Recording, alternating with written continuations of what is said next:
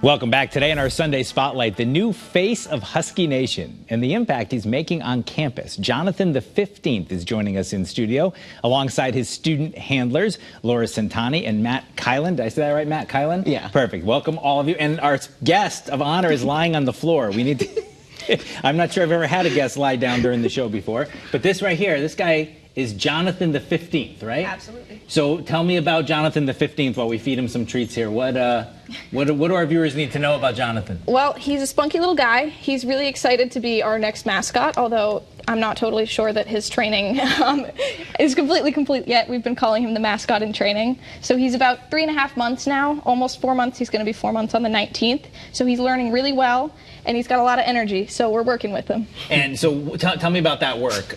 He's a purebred Siberian Husky? Yes, so he's a full Husky. So we've been doing a lot of work because, you know, Huskies, they have a lot of energy. They're very stubborn, spunky, and he definitely follows his breed standards. So he's needs a lot of structure, but he's also very intelligent. He picks things up really fast. You can see the mental work going on that he's doing, and it really helps him to have his brother, Jonathan the 14th, there to help him. Yeah, we said at the beginning of the show Jonathan the 14th might be here too, but you said they behave better when it's one-on-one. I think that Jonathan the 15th really likes to show off for his big brother, so it's a little bit better when he just has all the attention to himself.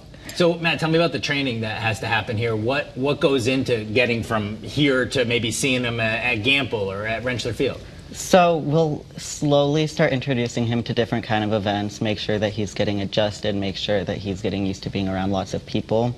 And then as time goes on, we'll start taking him to more stuff and more big events. I know he's been, introduced to the Board of Trustees. He's been to some different places like that. So what are the early returns on Jonathan the 15th? Because I know in the past, was it 13th, had to be kind of retired early because he got a little skittish around a lot of people. Yeah. Are you thinking this guy's going to be a better... Well, it's hard to say yet. So Jonathan the 13th, he had his own personality, and he just kind of told us that he was done after a few years. He said, I've had enough of this. But then his brother, Jonathan the 14th, who he's learning from, has been going for about 9 years strong. Yeah. So it's really hard to say what he'll turn out to be, and we haven't totally figured out his adult personality yet since he's such a baby now. And tell me about what this means to the campus. I mean, if you guys are, first of all, say the group that you're with, Alpha Phi Omega. Alpha Phi Omega. This is part of your job, is in a service fraternity, is taking care of this guy, right? Exactly. So it really means a lot to people to see him on campus. A lot of people come up and say, this is the highlight of my day, of my week, of my year. Yeah. I have never met him before. He's so cute. I love to see him. I miss my dog at home. All that kind of stuff. Like, people just love having a Jonathan there on campus to just remind them that we're a community. And I think that everyone's probably favorite dog on campus is one of the Jonathans. It's funny. We just gave Jonathan the 15th the toy there. You did. I mean, I have a puppy who has a Jonathan toy. So it's depending on the breed, it may be different. So this is a tradition that goes back to 1933. What is it like for you guys, Matt, to kind of carry that tradition on as the handlers? It's a big honor. I think that it's something that everybody is kind of like, I wish I could be a part of this. So to be able to do it is a really big deal. Yeah, and this is my first semester doing it, so it's like exciting for me as well. Sure, of course. Now, what happens with Jonathan the 14th? He's still the mascot right now. Yes. And he's on his way. I thought it was the greatest title I ever heard, Mascot Emeritus. Mascot Emeritus. So he's going to still be around, or he'll slowly drop out of the public eye? What's going to happen? Absolutely, he'll still be around. So as long as he's enjoying going to events, which he still totally is, he loves the attention, he loves meeting the students, he'll still be going to events, and he still currently is the active mascot. So at some point, we'll have a retirement ceremony for him, and everyone will know when that transition is happening. And he'll kind of tell us when he's ready, and also when this one's ready to kind of take his place. But it's important that he's ready and that Jonathan the 14th is ready to kind of take that step out of the spotlight. Yep. And I know he had some health issues, a year and a half ago. He's doing well? It's about a few months ago, actually. Well, not too long ago, quite recently, actually.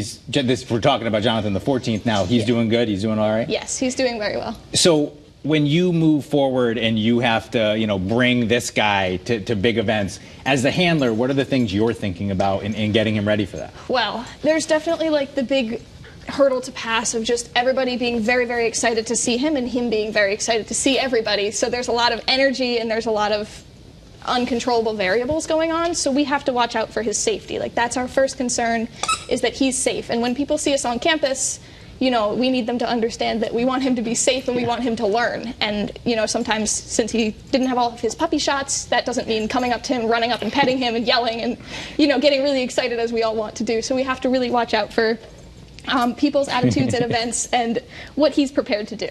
And as you kind of expose him to more and more things, is the hope that he just becomes just like Jonathan the 14th and it becomes part of the community, part of the campus. That's the dream. Yeah. His brother is really, Jonathan the 14th is the best dog that we ever could have asked for, and we hope that he'll follow in his shadow. Now, obviously, Huskies, the mascots were all white until 2013 when the new graphical Husky mascot was introduced. How much thought is given to making sure that he looks like what we all come to see on T-shirts and things like that? Is that a big focus? It is a big focus. It was especially important with Jonathan the 14th because everybody had their own opinions about the new logo, as I'm sure you know. And it kind of just fell off completely, the discussion, after Jonathan the 14th was introduced. So we want to always make sure that the puppy matches the logo so that everybody just feels like there's like this united sense and nobody's really worrying about like, oh, I like the white one better, oh, I like the black one, but it's just like, it doesn't matter. This is the mascot. This is the Husky. And so is there concern about phasing Jonathan the 14th out, or it'll just be part of the deal? That this is a normal transition? It's a normal transition. You know, we've been through it a few times. Our fraternity has had these dogs since the 70s, so we know what to do. We know how to do it. It's just the problem of actually figuring out when. All right, just one last thing. If people see you out and about at an event, at campus, wherever, okay to come over and say hello? Maybe ask first, but... Ask first. Definitely okay to say hello, say good morning. Definitely ask before you know, pet him, get up in his personal space, because he's just a creature. He's a living creature, and he needs his own privacy and personal space. All right, well, come over here, buddy. Let's get a nice shot of you before we say goodbye. This is what the people want. They don't want to look at me. They want to look at the puppy. Hey, buddy. There you go. Jonathan, right here, the 15th. He's going to be grown. He's going to be probably twice this size, maybe more than that. Yeah. And you'll see him around campus or at your Yukon events. That's all right. He can bite the host. It's a good idea.